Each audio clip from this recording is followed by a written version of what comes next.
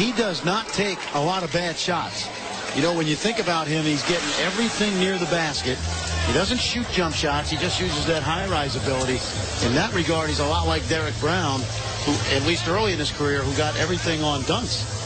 So he really knows his role defensively. He rebounds, guards the post, and on the offensive end, he runs the floor, finishes in the lane, and goes after offensive rebounds, and that's why he has 10 points here in the first half. Jamel McLean came in 13 of 15 from the floor, a meager 87%. And it's gone up.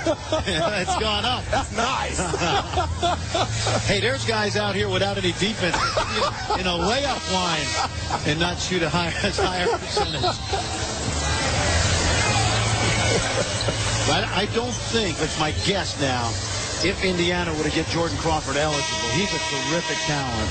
And they think he can play the point. Right. And that would really help them. My sense is they won't get him eligible just because there's a sentiment right now that a lot of coaches are complaining about being able to transfer, be eligible right away. So it'll be interesting. I think it's about 2 weeks away from happening.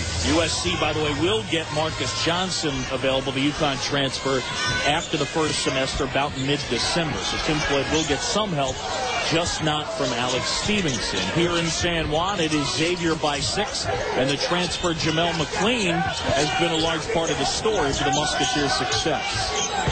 Anderson puts it on the floor, kicks out, off the hands of Wesley Witherspoon, and tapped out of bounds. It'll be a backcourt violation. Xavier ball. Xavier is matching the Memphis intensity. Well, that's Sean Miller. That's Xavier basketball. That's the beauty of this matchup. You have two teams that know how to win despite each losing 3 starters from a year ago. Hate those bounce passes on the perimeter. Witherspoon, freshman, pulls up. Dante Jackson with the board. Well, Memphis offensively is struggling because they're not creating as many turnovers and being able to get into the fast break. They've only forced 4 turnovers for Xavier. And if they can't get points off in transition, then they really struggle in a half-court set. Anderson uses the body well. C.J. Anderson with 2 more. And he's got 6. You know, he reminds me of P.J. Tucker that played at Texas in that guys their size know how to play against bigger players. And Anderson has started his career at Manhattan for Bobby Gonzalez. Antonio Anderson with the ball stuck in between the rim and the bucket. Take a look at this now. Now Anderson goes about 6'5". Now watch him draw the contact, then pulls the ball back, hangs in the air. And that's a mismatch right there when he's got someone his own size on him. Hubert, back to Memphis for a second. Look at their team in the half court. Now, they haven't gotten much tonight from their 3 main guys, but it seems like one of the things they have to sort out when they go half court, who does the ball go to? Who's the number 1 option? I think it has to go down to Sean Taggart. He's a guy that can score down low on the post or put Robert Dozier down low on the post. In terms of offensively, those are the 2 guys that can get a high percentage shot pretty much on every possession.